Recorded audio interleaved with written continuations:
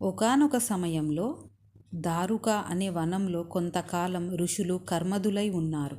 అంటే కర్మని బట్టే ఫలితం ఉంటుంది అని కేవలం పైకి పూజ చేస్తూ భగవంతుడి తత్వం జ్ఞానం తెలుసుకోకుండా ఉన్నారు.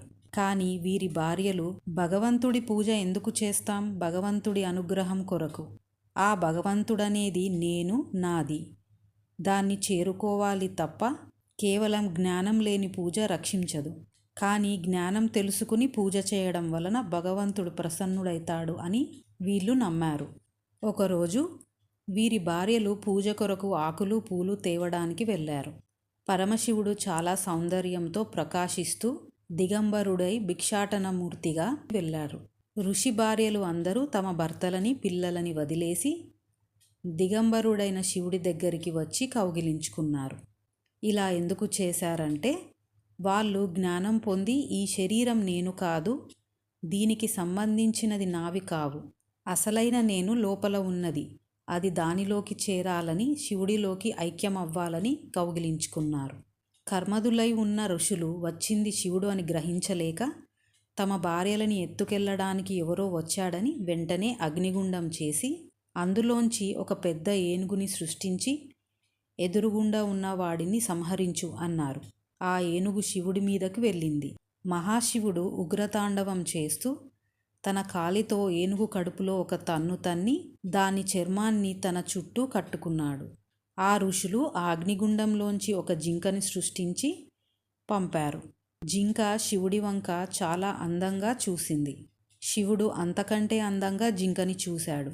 ఆ జింక శివుడి కళ్ళని చూసి అలా నిలబడిపోయింది. వెంటనే శివుడు ఆ జింక యొక్క 4 కాళ్ళు పట్టుకుని ఒక చేత్తో పైకి ఎత్తాడు. ఆ జింక మాత్రం అలా శివుడి కళ్ళని చూస్తూ ఆనందం పొందుతూ ఉండిపోయింది. ఆ ఋషులు ఒక పెద్ద పులిని సృష్టించి పంపారు. శివుడు ఆ పులిని కొట్టి దాని చర్మాన్ని తీసి ఉత్తరీయంగా వేసుకొని దానిపై కూర్చున్నాడు. ఇది చూసిన ఋషులు ఇప్పుడు మనం ఏమీ చేయలేం అని శివుడికి నమస్కారం చేశారు. పరమశివుడు అన్నారు, మీరందరూ కేవలం కర్మ చేయడం కాదు, కర్మ వలన జ్ఞానం పొంది ఆనందం అనుభవించాలి.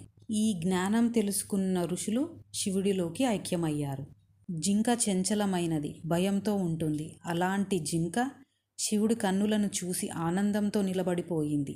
అలానే మన మనసు కూడా చాలా చంచలమైనది. అలాంటి మనం జ్ఞానం పొంది శివుడి పాదాలు చేరి ఆయన్ని చూస్తూ ఉంటే స్థిరంగా ఉండిపోతాం. ఏనుగు ఎప్పుడు అజ్ఞానంతో సంసారమనే మోహంకి ప్రతీక. దీని బరువు వలన ఎక్కువ పైకి ఎగరలేదు. అలా మనం కూడా సంసారమనే సాగరంలో ఉండిపోయి మోహంతో పైకి ఎగరలేకపోతాం. ఆ భగవంతుడు మన మోహాన్ని ముక్కలు చేసి జ్ఞానమిచ్చి మనల్ని ఆయన ఆభరణంగా చేసుకుంటాడు ఏనుగు చర్మంలా. పులి క్రూరమైనది, భేదభావము కలది. శివుడు పులిని చంపి దాని చర్మం తీసి ఉత్తరీయంగా వేసుకుంటాడు. అలా మనం ఉన్నది ఒక్కటే అని భేదభావం లేకుండా ఆ సత్యాన్ని తెలుసుకోవాలి.